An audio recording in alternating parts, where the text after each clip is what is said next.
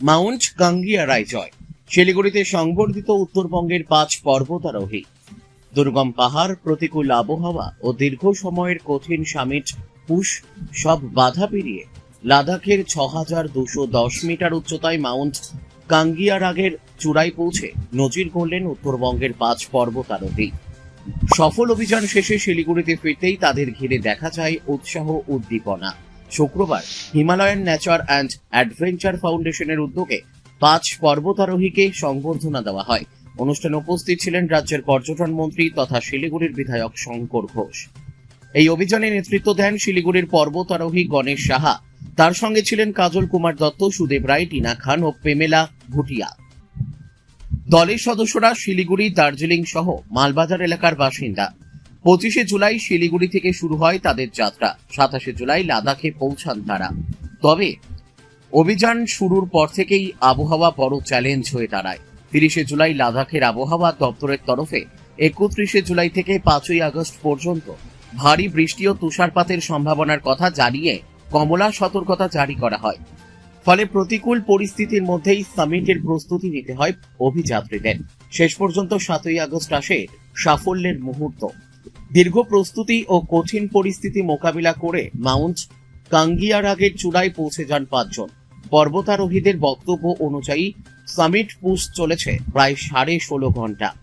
Challenges definitely weather হিসাবে আমরা অনেক কিছু চ্যালেঞ্জেস ফেস করেছি। থ্রু আউট ট্রেকে আমরা বৃষ্টি পেয়েছি। আমাদের সামিট পুশ আমরা দুবার অ্যাটেম্প নিই। ফার্স্ট অ্যাটেম্পটে আমাদের স্নোফলের জন্য, হেভি স্নোফলের জন্য, ওয়েদার খারাপের জন্য আমরা সেটাকে অ্যাবান্ডন করে আমরা নিচে নেমে আসি। সেকেন্ড সামিট পুশও আমরা পুরোপুরি স্নোফল, হোয়াইট আউট, ব্লিজার্ডস এই সমস্ত পেয়েছি মোটামুটি। তো সেই সমস্ত অতিক্রান্ত করে আমরা কোনোরকমভাবে সফল হই এবং আমরা ফেরত আসি আমাদের বেস ক্যাম্পে বিকেল 4:30 নাগাদ। তো এটি 16.5 ঘন্টা সামিট পুশ ছিল। হিমালয়ের কোনো শেষ নেই, হ্যাঁ, এবং হিমালয় এক্সপ্লোর করাটাই আমাদের সবারই, যারাই আমরা মানে ব্যক্তিগতভাবে মাউন্টেনিং যারা করি বা আমরা যারা এটা ভালোবেসে করি, তারা হচ্ছে মানে হিমালয় ঘুরতে ভাল লাগে, প্রকৃতিকে দেখতে ভাল লাগে। এই লোকের বসতির শহর থেকে একটু যখন মানে বিরক্ত হয়ে যায়, তখনই আর কি ইচ্ছা করে যে প্রকৃতির সাথে একটু কমিউনিকেট করি, কথা বলতে। সেই দুরন্তই আর কি ওই অভিযানগুলো আর কি করবো। তো প্ল্যান প্রচুর আছে, কিন্তু জানি না কতটা কী হবে। প্লাস এই প্রতি বছর করে একটা করে, প্লাস এই যে বললাম একটা বাজেটেরও ব্যাপার থাকে, হ্যাঁ, এই টাকা পয়সা এগুলো তো সম্ভব মানে একা সেলফ কন্ট্রিবিউশনে সম্ভব না।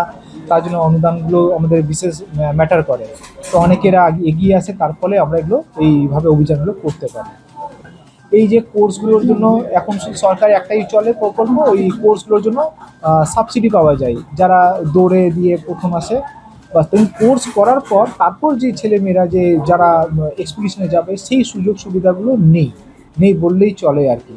এইভাবে যারা নিজেদের মধ্যে করে কন্ট্রিবিউশন করে, এই যে আমরা সেলফভাবে করি। তো এটা আমাদের মন্ত্রী মশাই এটা নিয়ে আমাদের আগেও বললো, এবং আমাদের এটা যেটা যা করতে হয় আমাদেরকে নিজের মাধ্যমেই করতে হয়, নিজেদেরই আমাদের সমস্ত কন্ট্রিবিউশনগুলো তুলতে হয়। এটা একটা বড় সমস্যা আমাদের আছে। দীর্ঘ এই যাত্রাপথে শারীরিক ক্লান্তির পাশাপাশি প্রতিকূল আবহাওয়ার সঙ্গেও লড়াই করতে হয়েছে তাদের। তবে সাফল্যের পাশাপাশি পর্বতারোহণের আরেকটি বাস্তব সমস্যার কথাও তুলে ধরেছেন অভিযাত্রীরা।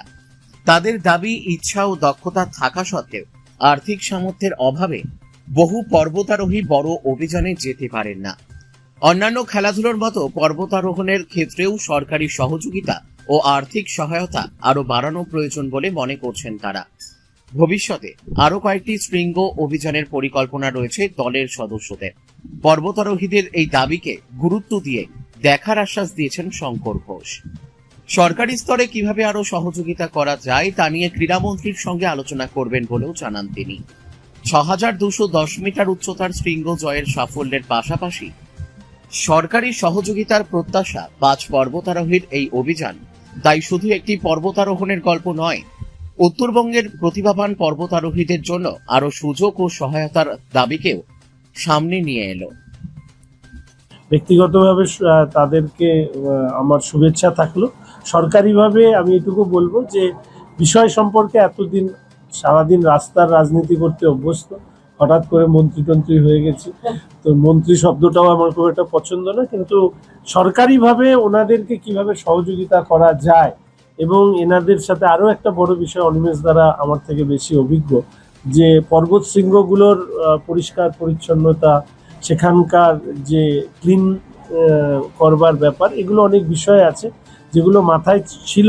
তো এখন যেহেতু দপ্তরের সাথে যুক্ত হওয়ার কারণে, সরকারের সাথে যুক্ত হওয়ার কারণে আমি ক্রীড়ামন্ত্রীকেও অনুরোধ করব যে এই ধরনের সামিটে যারা যায় তাদেরকে কিভাবে সহযোগিতা করা যায়, সম্বর্ধিত করা যায়, সরকারিভাবে তাদেরকে কিভাবে মানুষের সামনে আমরা নিয়ে আসতে পারি, সেই চেষ্টাটা করব। আর যারা জিতেছেন তারা দাঁড়িয়ে আছেন আর আমি বসে আছি, এইটাতে আমার আরো বেশি লজ্জাবোধ হচ্ছে। তো আপনাদের কাছে মার্জনা চেয়ে নিয়ে, আমি যেহেতু এখানে না আসলে পরে রাস্তাঘাট দিয়ে বেরোনো মুশকিল হবে, ওই জন্য আসলাম। তো সবাইকে ধন্যবাদ। আগামী দিনে ন্যাপের এই ধরনের আরো এক্সপিডিশন হোক, আমি এটাই চাই।